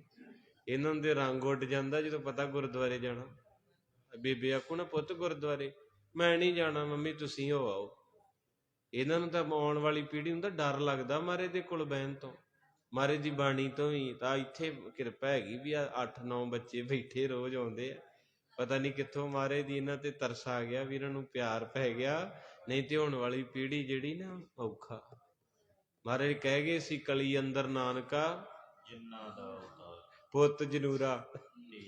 ਮਹਾਰਾਜ ਕਹਿੰਦੇ ਮਰਦਾਨਿਆਂ ਕਲਯੁਗ ਚ ਮੁੰਡਾ ਵੀ ਭੂਤਨਾ ਤੇ ਧੀ ਜਨੂਰੀ, ਕੁੜੀ ਵੀ ਭੂਤਨੀ। ਤੇ ਅੱਗੇ ਗੱਲ ਹੀ ਮੁਕਾਤੀ, ਕਹਿੰਦੇ ਜੋਰੂ ਜਿਨ੍ਹਾਂ ਦਾ ਸਕਦਾਰ, ਕਹਿੰਦੇ ਸਾਰਾ ਟੱਬਰ ਹੀ ਭੂਤਨਿਆਂ ਦਾ। ਤੇ ਭੂਤਨਾ ਕਿੱਥੋਂ ਡਰਦਾ? ਨਿੱਕੇ ਹੁੰਦੇ ਸੀ ਨਾ, ਕਹਿਣਾ ਮਾਂ ਭੂਤ ਹੁੰਦੇ, ਕਹਿਣਾ ਪੁੱਤ ਹੁੰਦੇ ਆ ਤੇ ਪਾਠ ਕਰੀਏ ਤੇ ਲਾਗੇ ਨਹੀਂ ਆਉਂਦੇ। ਮਾਤਾ ਨੇ ਵਾਹਿਗੁਰੂ ਵਾਹਿਗੁਰੂ ਕਰਾਉਣਾ, ਤੇ ਮੈਨੂੰ ਲੱਗਦਾ ਵੀ ਅੱਜ ਜਿਉਂਦੇ ਜਾਗਦੇ ਭੂਤ ਨੇ ਸਾਡੇ ਭੈਣ ਭਰਾ ਵਾ। ਇਹਨਾਂ ਨੂੰ ਡਰ ਪਤਾ ਕਿੱਥੋਂ ਲੱਗਦਾ? ਕੀਰਤਨ ਤੋਂ, ਕਥਾ ਤੋਂ, ਗੁਰਦੁਆਰੇ ਤੋਂ, ਪੈਲਸ ਚ ਵੇਖੋ ਨਿਕਲਣ ਦਾ ਨਾਂ ਨਹੀਂ ਲੈਂਦੇ। ਇਸ ਕਰਕੇ ਮਹਾਰਾਜ ਪਹਿਲਾਂ ਹੀ ਕਹਿ ਗਏ ਸੀ ਵੀ ਆਉਣ ਵਾਲੇ ਸਮੇਂ 'ਚ ਭੂਤਨਿਆਂ ਦੇ ਟੱਬਰ ਹੋਣੇ। ਇਹ ਸਭ ਤੋਂ ਵੱਧ ਗੁਰਬਾਣੀ ਤੋਂ ਡਰਿਆ ਕਰਨਗੇ, ਗੁਰੂ ਤੋਂ ਡਰਿਆ ਕਰਨਗੇ। ਸੱਚੀ ਮੈਂ ਕਿਸੇ ਦੇ ਘਰ ਪਾਠ ਸੀ ਤੇ ਉਹ ਕਹਿੰਦੇ ਪੁੱਤ ਅਗਰਬੱਤੀ ਲਾਇਆ, ਉਹ ਕਹਿੰਦੇ ਬਾਪੂ ਨੂੰ ਕਹਿ ਮੈਂ ਨਹੀਂ ਜਾਣਾ। ਜਿਹੜਾ ਬੰਦਾ ਅਗਰਬੱਤੀ ਨਹੀਂ ਲਾਉਣ ਆਉਂਦਿਆ ਤੇ ਪਾਠ ਤੇ ਬੜੀ ਦੂਰ ਸੁਣਨਾ, ਉਹ ਵੀ ਬਾਪੂ ਨੂੰ ਭਾਇਆ ਹੁੰਦਾ ਵਿਚਾਰੇ ਨੂੰ, ਜਿਹਨੂੰ ਸੁਣਦਾ ਨਹੀਂ। ਉਹਦੇ ਲਾਗੇ ਭਾਵੇਂ ਜਿੰਨਾ ਮਰਜ਼ੀ ਗ੍ਰੰਥੀ ਖਾਓ ਜੇ, ਉਹਨੂੰ ਕੀ ਪਤਾ ਲੱਗਣਾ ਕੀ ਆਖੋ ਸਤਿਨਾਮ। ਜਿੱਦਾਂ ਭਾਈ ਸਾਹਿਬ ਸੁਣਾਉਂਦੇ ਸੀ ਨਾ ਵੀ ਉਹ ਢਾਡੀ ਸਿੰਘ ਲੱਗੇ ਰਾਤ ਦਾ ਦੀਵਾਨ, ਸਾਰੀ ਸੰਗਤ ਉੱਠ ਕੇ ਚਲੇ ਗਈ, ਇੱਕ ਬੀਬੀ ਰਹਿ ਗਈ। ਤੇ ਉਹ ਬੀਬੀ ਅੱਖਾਂ 'ਚ ਪਾਣੀ, ਸਿਰ ਲਾਵੇ ਤੇ ਸਮਾਪਤੀ। ਕਹਿੰਦੇ ਬੀਬੀ ਤੂੰ ਬੜੇ ਪਿਆਰ ਨਾਲ ਸੁਣਿਆ। ਕਹਿੰਦੀ ਤੁਹਾਡਾ ਕੱਖ ਨਾ ਰਵੇ। ਕਿਹੜਾ ਪਿਆਰ? ਕਹਿੰਦੀ ਮੈਂ ਤੇ ਤੁਹਾਡੇ ਮੂੰਹ ਵੱਲੇ ਵੇਣੀ ਸੀ ਵੀ ਕਦੋਂ ਸਮਾਪਤੀ ਕਰਨ। ਜਿੱਥੇ ਸਟੇਜ ਲੱਗੀ ਥੱਲੇ ਚਾਦਰ ਮੇਰੇ ਘਰੋਂ ਆਈ, ਆਖੋ ਸਤਿਨਾਮ। ਤੇ ਮੇਰੀਆਂ ਨੌਹਾਂ ਨੇ ਮੈਨੂੰ ਘਰੇ ਥੋੜੀ ਨਾ ਵੜਨ ਦੇਣਾ, ਕਿ ਚਾਦਰ ਤੇ ਤੁਹਾਡੇ ਥੱਲੇ ਤੇ ਤੁਸੀਂ ਉੱਚੀ ਉੱਚੀ ਲੱਗੀ, ਉੱਠੋਗੇ ਤੇ ਚਾਦਰ ਨਿਕਲੂਗੀ। ਕਹਿੰਦੇ ਲੈ ਸੁਣਾ ਲਓ ਇਹਨਾਂ ਨੂੰ ਪ੍ਰਸੰਗ। ਤੋ ਇਸ ਕਰਕੇ ਸਾਧ ਸੰਗਤ ਜੀ ਐਸੀ ਬਾਤ ਹੈ, ਇਹ ਗੁਰੂ ਨੂੰ ਪਿਆਰ ਵੀ ਬਿਰਲੇ ਕਰਦੇ ਹਨ।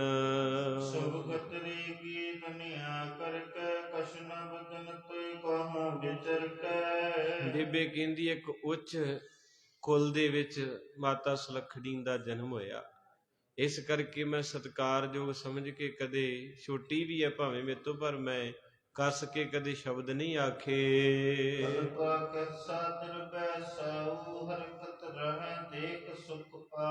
ਕਹਿੰਦੇ ਕਿਹਦਾ ਜੀ ਕਰਦਾ ਮਾਸੀ ਜੀ ਦੱਸੋ, ਜਿਹਦਾ ਇੱਕੋ ਇੱਕ ਭਰਾ ਹੋਵੇ ਤੇ ਇੱਕ ਭਰਜਾਈ ਹੋਵੇ। ਮੇਰੇ ਕਿਹੜਾ 25-30 ਆ ਵੀ ਜਿਨ੍ਹਾਂ ਦਾ ਮੈਂ ਹੋਰ ਕਰਨਾ ਏ।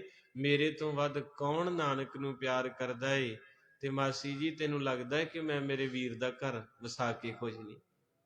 ਇਹ ਦੁਨਿਆਵੀ ਬਾਤ ਚੱਲ ਰਹੀ। ਮਾਂ ਬੇਬੇ ਨਾਨਕੀ ਜੀ ਦੇ ਅੰਦਰ ਪਿਆਰ ਹੀ ਹੈ, ਪਿਆਰ ਹੀ ਚਰਨਾਂ ਤੋਂ ਲੈ ਕੇ ਸੀਸ ਤੱਕ ਦਿਸ ਰਿਹਾ ਹੈ।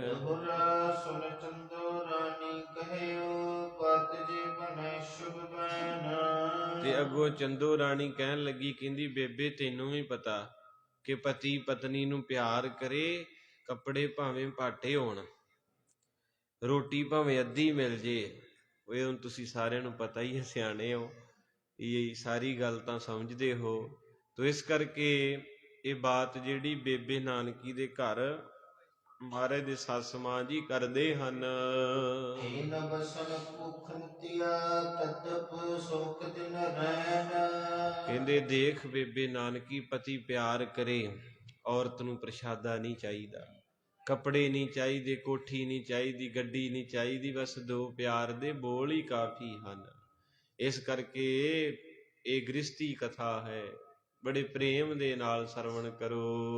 ਸੋਰਠਾ ਨਾਹਿਨ ਪਦਨ ਸਨਮਾਨ ਅਵਰ ਪਦਾਰਥ ਹੋਏ ਸਭ। ਕਹਿਣ ਲੱਗੇ ਦੇਖ ਬੇਟਾ, ਤੂੰ ਸਿਆਣੀ ਹੈ ਨਾਨਕੀ, ਮੂੰਹ ਦੇ ਨਾਲ ਦੋ ਪਿਆਰ ਦੇ ਬੋਲ ਕਿਸੇ ਨੂੰ ਬੋਲਦੇ ਹੋ ਤੇ ਅਗਲੇ ਦਾ ਅੰਦਰ ਠੰਡਾ ਹੋ ਜਾਂਦਾ। ਕੋਈ ਤੁਹਾਡੀ ਰੋਟੀ ਦਾ ਭੁੱਖਾ ਨਹੀਂ ਹੁੰਦਾ, ਕੋਈ ਚਾਹ ਦਾ ਭੁੱਖਾ ਨਹੀਂ ਹੁੰਦਾ, ਤੁਹਾਡੇ ਪੈਸੇ ਸ਼ਗਨ ਦਾ ਭੁੱਖਾ ਨਹੀਂ ਹੁੰਦਾ, ਇੱਕ ਪਿਆਰ ਦਾ ਭੁੱਖਾ ਹੁੰਦਾ, ਪਿਆਰ ਦਾ। ਮਹਾਰਾਜ ਸੱਚੇ ਪਾਤਸ਼ਾਹ ਜੀ ਦੇ ਬੰਦਗੀ ਸਿਮਰਨ ਦੀ ਮੂਰਤ ਦੇ ਘਰ ਦੇ ਵਿੱਚ ਐਸੀ ਬਾਤ ਚੱਲ ਰਹੀ, ਤੁਸੀਂ ਕਥਾ ਚੋਂ ਸਿੱਖਣਾ ਕੁਝ, ਇਹ ਨਾ ਹੋਵੇ ਵੀ ਸੁਣ ਕੇ ਤੇ ਫਿਰ ਤੁਸੀਂ ਵੀ ਪਿਆਰ ਨਾਲ ਬੋਲਣਾ। ਜਦੋਂ ਮਰਦਾਨੇ ਨੂੰ ਮਹਾਰਾਜ ਲੈ ਕੇ ਤੁਰੇ ਸੀ ਨਾ ਰਾਏ ਭੋਏ ਤਲਵੰਡੀ ਤੋਂ, ਤੇ ਮਹਾਰਾਜ ਨੇ 4-5 ਬਚਨ ਕੀਤੇ ਸੀ, ਕਹਿੰਦੇ ਮਰਦਾਨਿਆਂ ਜੇ ਮੇਰੇ ਨਾਲ ਰਹਿਣਾ ਨਾ, ਨੰਬਰ 1 ਵੀ ਅੰਮ੍ਰਿਤ ਵੇਲੇ ਉੱਠਣਾ, ਨੰਬਰ 2 ਕੇਸ ਸੁੱਚੇ ਰੱਖਣੇ, ਕੇਸਾਂ ਨੂੰ ਕੈਂਚੀ ਨਹੀਂ ਲਾਉਣੀ, ਤੀਜਾ ਨੰਬਰ ਤੇਰੇ ਘਰ ਕੋਈ ਅਤਿਥੀ ਆਵੇ ਨਾ, ਉਹਨੂੰ ਵੇਖ ਕੇ ਮੱਥੇ ਵੱਟ ਨਾ ਪਾਈ, ਪ੍ਰਸ਼ਾਦਾ ਪਾਣੀ ਰੱਜ ਕੇ ਛਕਾਈ ਅੰਦਰ ਬਿਠਾ ਕੇ। ਅਤਿਥੀ ਮਤਲਬ ਸਮਝਦੇ ਹੋ, ਬਿਨਾਂ ਦੱਸਿਓ ਹੀ ਆ ਜੇ ਕੋਈ। ਇੱਕ ਤੇ ਹੁੰਦਾ ਨਾ ਵੀ ਅਸੀਂ ਆ ਰਹੇ ਹਾਂ ਆਪਾਂ ਬਹਿਣਾ, ਇੱਕ ਹੁੰਦਾ ਬਿਨਾਂ ਦੱਸਿਓ ਕੋਈ ਬੂਹੇ ਤੇ ਆ ਜੇ ਤੇ ਉਹਨੂੰ ਰੱਬ ਸਮਝ ਕੇ ਅੰਦਰ ਲੈ ਜੀ। ਤੇ ਚੌਥਾ ਬਚਨ ਸੀ ਕਿਸੇ ਸੰਤ ਮਹਾਂਪੁਰਖ ਦੀ ਨਿੰਦਿਆ ਨਹੀਂ ਕਰਨੀ, ਤੇ ਪੰਜਵਾਂ ਬਚਨ ਸੀ ਕਰਤਾਰ ਤੋਂ ਬਿਨਾਂ ਕਿਸੇ ਦੇ ਅੱਗੇ ਝੋਲੀ ਕਰਕੇ ਮੰਗੀ ਨਾ। ਇਹ 5 ਬਚਨ ਮਰਦਾਨੇ ਨੂੰ ਦਿੱਤੇ ਸੀ ਜਦੋਂ ਉੱਥੋਂ ਪਾਕਿਸਤਾਨ ਤੋਂ ਲੈ ਕੇ ਬਾਬਾ ਤੁਰਿਆ, ਅੱਜ ਸਾਨੂੰ ਵੀ ਦਿੱਤੇ ਆ, ਇਹਨਾਂ 'ਚ ਨੋਟ ਰੱਖਣਾ ਹੈ। ਗੁਰੂ ਪਾਤਸ਼ਾਹ ਨੇ ਆਪਾਂ ਨੂੰ ਬਹੁਤ ਵੱਡਾ ਖਜ਼ਾਨਾ ਦਿੱਤਾ। ਜਲ ਬਿਨ ਜਿਉ ਕਨ ਜਾਨ ਬਾਦੋ ਨਿਤਨ ਕੋ ਕਥਾ। ਕਹਿੰਦੇ ਜਿੱਦਾਂ ਜਲ ਬਿਨਾਂ ਬੱਦਲਾਂ ਦਾ ਹੋਣਾ ਬਿਰਥਾ ਹੈ, ਬੱਦਲਾਂ ਤੋਂ ਬਿਨਾਂ ਪਾਣੀ ਤੇ ਪਾਣੀ ਤੋਂ ਬਿਨਾਂ ਬੱਦਲ ਖਾਲੀ ਹਨ, ਪਿਆਰ ਤੋਂ ਬਿਨਾਂ ਘਰ ਖਾਲੀ ਹੈ, ਤੇ ਘਰ 'ਚ ਪਿਆਰ ਹੋਣਾ ਜ਼ਰੂਰੀ ਹੈ।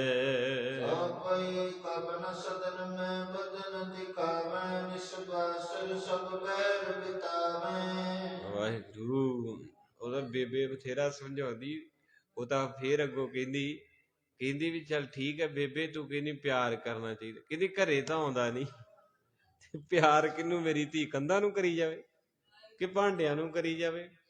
ਕੀ ਕਹਿੰਦੇ ਆ, ਕਬ ਨਾ ਸਦਨ ਮੈਂ ਸਦਨ ਦਿਖਾਵੇ, ਨਿਸ ਬਾਸਰ ਸਭ ਬਾਹਰ ਬਤਾਵੇ। ਕਹਿੰਦੇ ਰੇ ਦਿਨ ਵੀ ਤੇ ਰਾਤ ਵੀ ਤਾਂ ਹੱਟ ਦੇ ਵਿੱਚ ਬੈਠਾ ਏ, ਤੇ ਘਰੇ ਆਵੇਗਾ ਤਾਂ ਪਿਆਰ ਹੋਵੇਗਾ ਨਾ। ਉਹ ਬੇਬੇ ਬਥੇਰਾ ਪਿਆਰ ਕਰਕੇ ਸਮਝਾਉਂਦੀ, ਪਰ ਉਹ ਫੇਰ ਉੱਥੇ ਆ ਜਾਂਦੀ ਸੋਈ। ਐਸੀਆਂ ਬਾਤਾਂ ਆਪਣੇ ਘਰਾਂ 'ਚ ਵੀ ਨੋਰਮਲ ਆ, ਕਿਉਂਕਿ ਕਥਾ ਗੁਰੂ ਲਿਖ ਕੇ ਤਾਂ ਗਿਆ ਸੀ, ਤੁਸੀਂ ਚੌਂਕੜੇ ਮਾਰ ਕੇ ਸੁਣਿਓ। ਨਹਿ ਬੋਲਤ ਤੇ ਸੋ ਕਬਿ ਆਈ, ਮਨ ਸਮਝੋ ਆਪਣੇ ਪਰਥਾਈ। ਕਹਿੰਦੇ ਇਸ ਤਰ੍ਹਾਂ ਫਿਰ ਬਚਨ ਵਿਲਾਸ ਕਰਕੇ ਤੇ ਵਾਪਸ ਚੰਦੋ ਰਾਣੀ ਜਿਹੜੀ ਘਰ ਨੂੰ ਪਰਤਾਈ ਹੈ। ਸੁਨ ਪੁਨ ਬਨਤ ਨਾਨਕੀ ਬਾਣੀ, ਮ੍ਰਿਤ ਮਧੁਰ ਗੁਣ ਗਨ ਜਨ ਖਾਨੀ। ਜਦੋਂ ਤੁਰਨ ਲੱਗੀ ਹੈ ਤੇ ਬੇਬੇ ਕਹਿੰਦੇ ਮਾਸੀ ਜੀ ਰੁਕੋ, ਮੇਰੀਆਂ ਭੁੱਲਾਂ ਚੁੱਕਾਂ ਮਾਫ ਕਰ ਦਿਓ, ਜੋ ਤੁਹਾਡੀ ਧੀ ਕਹਿੰਦੀ ਹੈ ਬਿਲਕੁਲ ਸੱਚ ਆ। ਵੇਖੋ ਬੇਬੇ ਦਾ ਹਿਰਦਾ ਕਿ ਹੁਣ ਚੱਲੀ ਆ ਵਾਪਸ, ਕਿਤੇ ਦਾ ਦਿਲ ਨਾ ਦੁੱਖ ਜੇ, ਦਿਲ ਨਾ ਦਿਖਾਈ ਕਿਸੇ ਦਾ ਦਿਲਾਂ ਦੇ ਵਿੱਚ।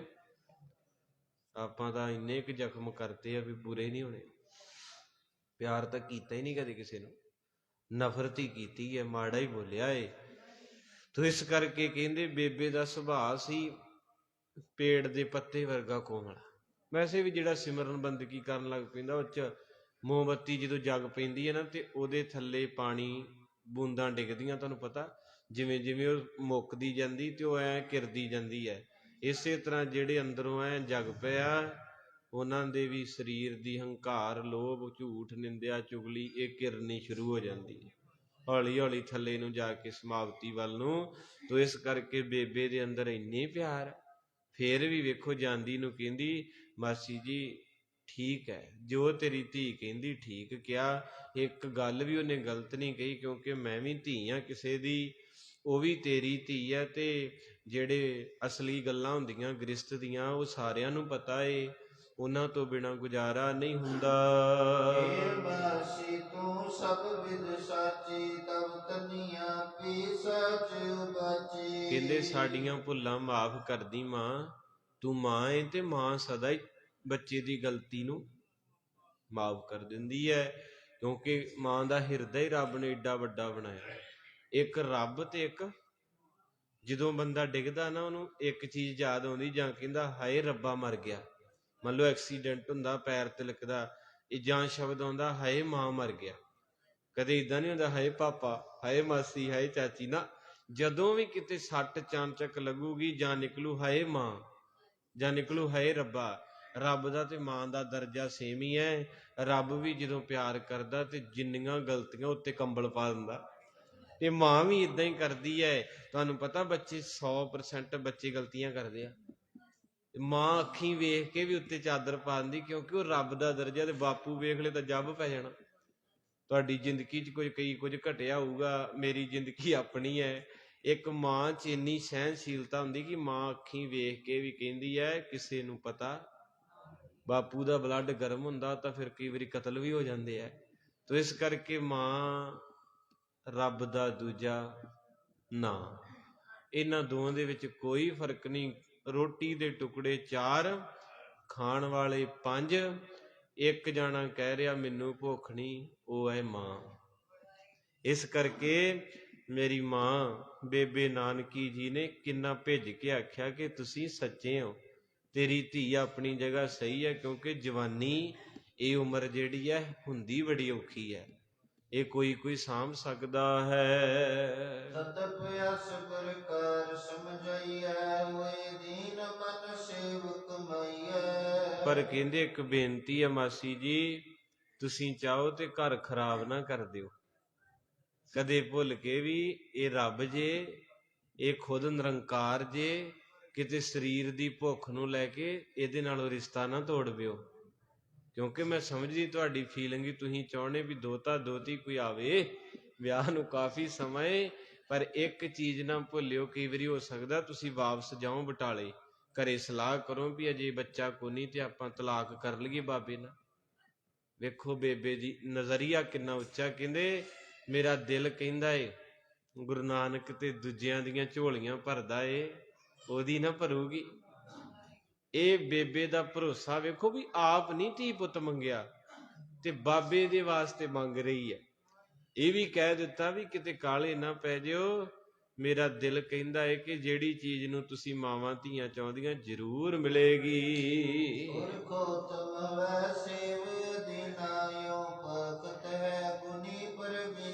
ਕਹਿੰਦੇ ਮੇਰਾ ਨਾਨਕ ਗੁਣਾਂ ਦੀ ਮੂਰਤ ਹੈ, ਖੁਦ ਰੱਬ ਆਇਆ ਏ ਦੱਦਾ ਦਾਤਾ, ਦਿੰਦਾ ਦੇ ਲੈਂਦੇ ਥੱਕ, ਦਿੰਦਾ ਦੇ ਲੈਂਦੇ ਥੱਕ, ਦਿੰਦਾ ਦੇ ਲੈਂਦੇ ਥੱਕ ਪਾਏ, ਦਿੰਦਾ ਦੇ ਲੈਂਦੇ ਥੱਕ ਪਾਏ। ਜੁਗਾ ਜੁਗੰਤਰ ਖਾਹੀ ਖਾਹੇ, ਜੁਗਾ ਜੁਗੰਤਰ ਖਾਹੇ। ਧੰਨ ਮੇਰੇ ਨਾਨਕ ਦੇ ਭਾਵਨਾ ਦੇ ਨਾਲ ਇਹ ਹਵੈ ਪ੍ਰਸੰਨ ਦੀਨਨ ਪਰਦੇ ਅੱਲਾ, ਕਬ ਨਾ ਮਿਟਾਵੈ ਬਿਰਥੀ ਕਾਲਾ। ਕਹਿੰਦੀ ਸੇਵਾ ਕਰੀ ਆਪਣੀ ਧੀ ਨੂੰ ਕਹਿ ਰੱਬ ਜਾਣ ਕੇ, ਮਾੜੀ ਭਾਵਨਾ ਨਾ ਰੱਖੀ। ਇਹਦੇ ਘਰ 'ਚ ਜਿਹੜਾ ਵੀ ਸੇਵਾ ਕਰਦਾ ਏ ਉਹਦੀ ਦਾਤਾ ਝੋਲੀ ਭਰ ਦਿੰਦਾ। ਤੇ ਮੈਂ ਕੱਲ ਪਰਸੋਂ ਵੀ ਕਿਹਾ ਵੀ ਤੇ ਆਪਾਂ ਹੁਣ ਸੇਵਾ ਨਹੀਂ ਕਰਦੇ, ਨਾ ਸੰਗਤ ਹੀ ਕਰਦੇ ਆ, ਸਿੱਧਾ ਹੀ ਆ ਕੇ ਕਹਿੰਦੇ ਬਾਬਾ ਜੀ ਕੀਤਾ ਕਿਰਾਇਆ ਮਿਲ ਜੂ। ਉਹ ਕੀਤੇ ਕਿਰਾਏ ਵਾਲੇ ਬਹੁਤ ਬਾਬੇ ਆ, ਉਹ ਕਹਿੰਦੇ ਬਸ ਤੂੰ ਉਦਣ ਹੀ ਆਉਣਾ ਜਿੱਦਣ ਚੌਂਕੀ ਆ। ਇਹ ਬਾਪੂ ਕਹਿੰਦਾ ਅਣ ਦਿਨ ਸਾਹਿਬ ਸੇਵੀ ਆ, ਰੋਜ਼ ਆਉਣਾ ਪੈਣਾ ਇਹਦੀ ਚੌਂਕੀ। 8 ਪਹਿਰ ਮੁਹੰਮਦ ਸਾਹਿਬ ਮੁਸਲਮਾਨਾਂ ਨੂੰ 5 ਵਕਤ ਦੀ ਨਮਾਜ਼ ਝੋਲੀ ਪਾ ਕੇ ਗਏ, ਕਿਉਂਕਿ ਉਹਨਾਂ ਨੂੰ ਪਤਾ ਸੀ ਵੀ ਇਹ ਖਾਨਾ ਜੰਗੀ ਲੋਕ ਹੈ, ਬੱਦੂ ਲੋਕ ਨੇ, ਜੰਗ ਵਿੱਚ ਅੰਦਰ ਖੂੰਖਾਰ ਲੋਕ ਨੇ, ਇਹਨਾਂ ਦੇ ਅੰਦਰ ਤਪਸ਼ ਹੈ, ਕਿਉਂਕਿ ਉਹ ਲੋਕੀ ਮਾਸ ਨਾਲ ਹੀ ਰੋਟੀ ਖਾਂਦੇ ਆ। ਮੇਰਾ ਕੋਈ ਮਿੱਤਰ ਸੀ, ਮੈਂ ਵੀ ਥੋੜ੍ਹਾ ਸਮਾਂ ਉਸ ਏਰੀਏ ਵਿੱਚ ਰਿਹਾ, ਅਤੇ ਉਹਦਾ ਕਿਸੇ ਸ਼ੇਖ ਨਾਲ ਪ੍ਰੇਮ ਪੈ ਗਿਆ, ਡਾਕਟਰ ਸੀ। ਅਸੀਂ ਰਾਤ ਨੂੰ ਇਕੱਠੇ ਬੈਠੇ ਅਤੇ ਉਹਨਾਂ ਦੇ ਮਹਿਲ ਬਹੁਤ ਵੱਡੇ, ਅਤੇ ਉਹਨਾਂ ਦਾ ਕੰਮ ਵੀ ਉਹ ਜੋ ਕੱਟੇ ਵੱਛੇ ਊਠ ਖਾ ਲੈਂਦੇ। ਉਹ ਕਹਿੰਦੇ ਵੀ ਕੀ ਛਕਣਾ ਤੁਸੀਂ? ਉਹ ਕਹਿੰਦੇ ਜੀ ਸਾਨੂੰ ਗਾਜਰਾਂ ਗੁਜਰਾਂ ਜਾਂ ਕੋਈ ਗੋਭੀ। ਕਹਿੰਦਾ ਅੱਛਾ ਘਾਹ ਫੂਸ ਖਾਓਗੇ? ਸਿੱਖਾਂ ਨੂੰ ਉਹ ਕਹਿੰਦੇ ਤੁਸੀਂ ਘਾਹ ਫੂਸ ਖਾਂਦੇ ਤੁਸੀਂ, ਕਿਉਂਕਿ ਉਹ ਲੋਕ ਇਹਨੂੰ ਘਾਹ ਫੂਸ ਕਹਿੰਦੇ ਇਹ ਤੇ ਖਾਣਾ ਹੀ ਨਹੀਂ। ਉਹਨਾਂ ਦਾ ਪੱਕਾ ਹੀ ਖਾਣਾ ਮਾਸਾਹਾਰੀ ਲੋਕ ਨੇ। ਮਾਸ ਖਾਣ ਵਾਲੇ ਅੰਦਰ ਤਪਸ਼ ਹੈ। ਤੇ ਤੁਹਾਨੂੰ ਪਤਾ ਹੋਵੇ, ਗੁਸਤਾਖੀ ਮਾਫ ਕਰਿਓ, 4-4 5-5 6-6 ਵਿਆਹ ਕਰਾ ਜਾਂਦੇ ਆ, 15-15 ਵੀ। ਸੋ ਗੁਸਤਾਖੀ ਮਾਫ। ਤੋ ਇਸ ਕਰਕੇ ਗੁਰੂ ਪਾਤਸ਼ਾਹ ਮਹਾਰਾਜ ਦੀਨਾ ਬੰਧੂ ਨੇ ਸਿੱਖ ਨੂੰ ਕਿਰਪਾ ਕੀਤੀ। ਮੁਹੰਮਦ ਸਾਹਿਬ ਨੇ ਇਹਨਾਂ ਲੋਕਾਂ ਨੂੰ 5 ਨਮਾਜ਼ਾਂ ਤਾਂ ਦਿੱਤੀਆਂ ਕਿ ਇਹਨਾਂ ਦਾ ਅੰਦਰ ਇੰਨਾ ਗਰਮ ਹੈ, 5 ਵਕਤ ਅੱਲਾ ਨੂੰ ਚੇਤੇ ਕਰਨਗੇ ਤੇ ਬਚੇ ਰਹਿਣਗੇ। ਆਪਾਂ ਨੂੰ 2 ਟਾਈਮ ਕਿਹਾ ਮਾਰੇ ਨੇ, ਤੇ ਆਪਾਂ ਤਾਂ ਪੁੱਛੀਦਾ ਬਾਬਾ ਜੀ ਮੱਸਿਆ ਕਿੱਦਣ? ਜਦੋਂ ਨਮਾਜ਼ ਦਾ ਟਾਈਮ ਹੁੰਦਾ ਉੱਥੇ ਹੀ ਏਦਾਂ ਕਰ ਲੈਂਦੇ। ਤੇ ਆਪਣੇ ਨੂੰ ਥੋੜਾ ਪਹਿਲੀ ਗੱਲ ਗੁਰੂ ਘਰ ਵੜਨਾ ਨਹੀਂ, ਜੇ ਆਏ ਤੇ ਮੱਥਾ ਬਾਅਦ ਚ ਟੇਕਣਾ ਤੇ ਚਲੇ ਪਹਿਲੋਂ ਜਾਣਾ।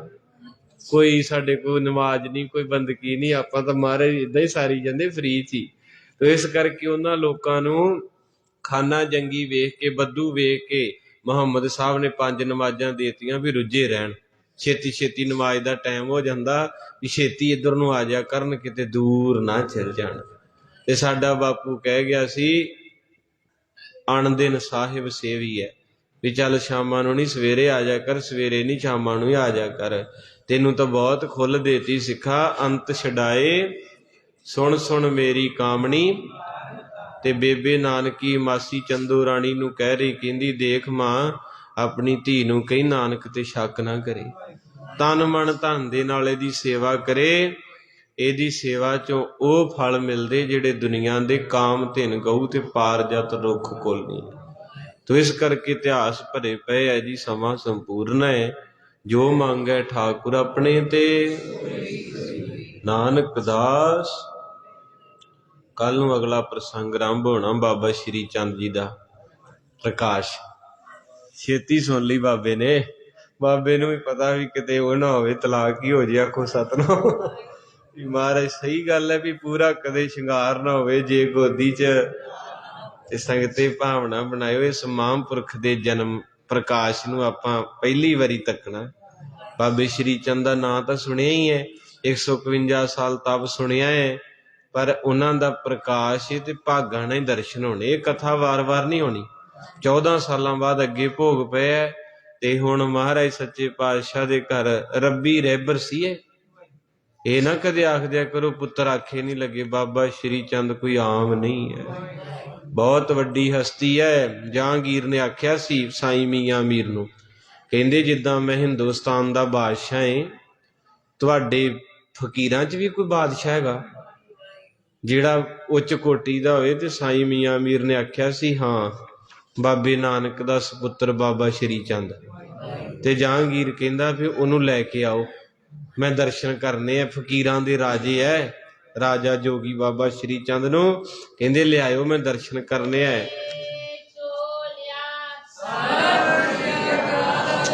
ਵਾਹਿਗੁਰੂ ਮਹਾਰਾਜ। ਤੋ ਕਹਿੰਦੇ ਹਨ ਕਿ ਉਹਨੇ ਸੁਨੇਹਾ ਭੇਜਤਾ, ਹਾਥੀ ਭੇਜਤਾ, ਉੱਤੇ 1.25 ਲੱਖ ਦੀ ਪੁਸ਼ਾਕ ਤੇ ਕੁਝ ਭੇਟਾ ਭੇਜਤੀ, ਤੇ ਬਾਬਾ ਸ਼੍ਰੀ ਚੰਦ ਧੂਏ ਤੇ ਬੈਠੇ। ਤੇ ਉਹਨਾਂ ਆ ਕੇ ਆਖਿਆ ਜੀ ਸਤ ਕਰਤਾਰ ਹੈ ਮਹਾਂਪੁਰਖੋ, ਤੁਹਾਨੂੰ ਜਹਾਂਗੀਰ ਨੇ ਦਰਬਾਰ 'ਚ ਬੁਲਾਇਆ ਵੀ ਦਰਸ਼ਨ ਕਰਨੇ। ਅੱਜ ਵਰਗਾ ਬਾਬਾ ਹੁੰਦਾ ਤੇ ਚਾਅ ਚੜ ਜਾਂਦਾ, ਕਿਉਂਕਿ ਮਾਫ ਕਰਿਓ ਸਾਧਾਂ ਨੇ ਨੁਕਸਾਨ ਕਰਤਾ ਸਾਡਾ। ਜਿੱਥੇ ਗਲਤ ਆ ਤੇ ਗਲਤ ਆ, ਦਿਲ ਤੇ ਅੱਗ ਬਲ ਪੈਂਦੀ ਹੈ। ਜਿੰਨਾ ਮਾਵਾਂ ਦੇ ਪੁੱਤਾਂ ਦੇ ਸਿਵੇ ਨਹੀਂ ਠੰਡੇ ਹੋਏ ਤੇ ਸਰੋਪੇ ਪਾਈ ਜਾਂਦੇ ਚੱਕ ਕੇ ਉਹਨੂੰ। ਬਾਕੀ ਗੱਲਾਂ ਬਾਅਦ 'ਚ, ਪਹਿਲਾਂ ਸਾਨੂੰ ਸਾਡੇ ਸ਼ਹੀਦ ਹੈ ਜਿਹੜੇ ਕੌਮ ਲਈ ਕੁਰਬਾਨ ਹੋ ਗਏ ਹੈ। ਤੋ ਇਸ ਕਰਕੇ ਕਹਿੰਦੇ ਹਨ ਕਿ ਬਾਬਾ ਸ਼੍ਰੀ ਚੰਦ ਜੀ ਨੂੰ ਕਹਿੰਦੇ ਜੀ ਤੁਹਾਨੂੰ ਬੁਲਾਇਆ। ਕਹਿੰਦੇ ਅੱਛਾ, ਇਹ ਹਾਥੀ ਕਿੱਧਰ ਲਿਆਏ ਜੇ?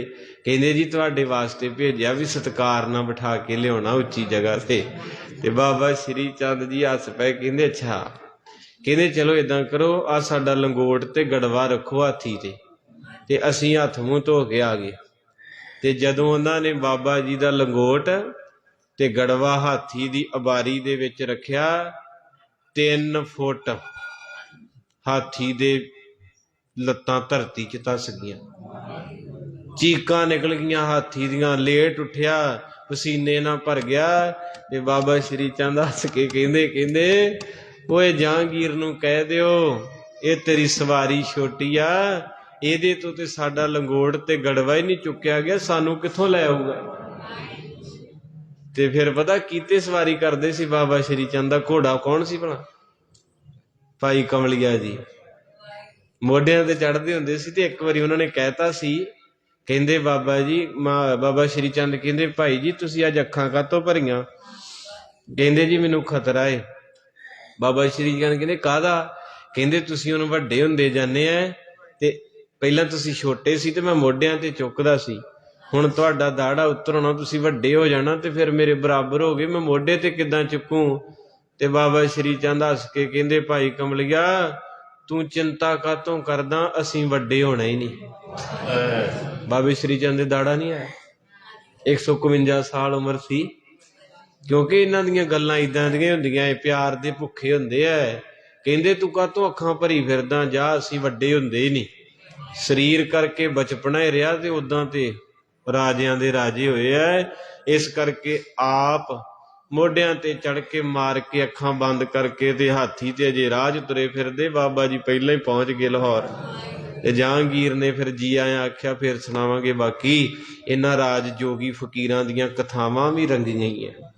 ਇਸ ਕਰਕੇ ਬਾਬੇ ਨਾਨਕ ਦੇ ਪੁੱਤ ਸ਼੍ਰੀ ਚੰਦ ਨੂੰ ਕਿਤੇ ਐਵੇਂ ਨਾ ਸਮਝ ਲਿਓ, ਖੁਦ ਆਪ ਨਿਰੰਕਾਰੀ ਰੂਹਾਂ ਸੀ ਜਿਹੜੀਆਂ ਰੱਬ ਦੇ ਘਰ। ਉਹ ਰੂਹਾਂ ਕਿੱਥੇ ਵਸਦੀਆਂ ਓ, ਰੂਹਾਂ ਕਿੱਥੇ ਵਸਦੀਆਂ, ਰੂਹਾਂ ਕਿੱਥੇ ਵਸਦੀਆਂ ਓ, ਰੂਹਾਂ ਕਿੱਥੇ ਵਸਦੀਆਂ, ਜੋ ਰੱਬ ਦਾ ਰਸਤਾ ਦੱਸਦੀਆਂ, ਜੋ ਰੱਬ ਦਾ ਰਸਤਾ ਦੱਸਦੀਆਂ, ਜੋ ਰੱਬ ਦਾ ਰਸਤਾ ਦੱਸਦੀਆਂ, ਜੋ ਰੱਬ ਦਾ ਰਸਤਾ ਦੱਸਦੀਆਂ, ਉਹ ਰੂਹਾਂ ਕਿੱਥੇ ਵਸਦੀਆਂ ਓ, ਰੂਹਾਂ ਕਿੱਥੇ ਵਸਦੀਆਂ, ਰੂਹਾਂ ਕਿੱਥੇ ਵਸਦੀਆਂ ਓ, ਰੂਹਾਂ ਕਿੱਥੇ ਵਸਦੀਆਂ, ਉਹ ਰੂਹਾਂ ਇੱਥੇ ਵਸਦੀਆਂ ਓ, ਰੂਹਾਂ ਇੱਥੇ ਵਸਦੀਆਂ, ਰੂਹਾਂ ਇੱਥੇ ਵਸਦੀਆਂ ਓ, ਰੂਹਾਂ ਇੱਥੇ ਵਸਦੀਆਂ। ਵਾਹਿਗੁਰੂ ਜੀ ਕਾ ਖਾਲਸਾ। ਬੜੇ ਸੋਨਿਹਾਲ।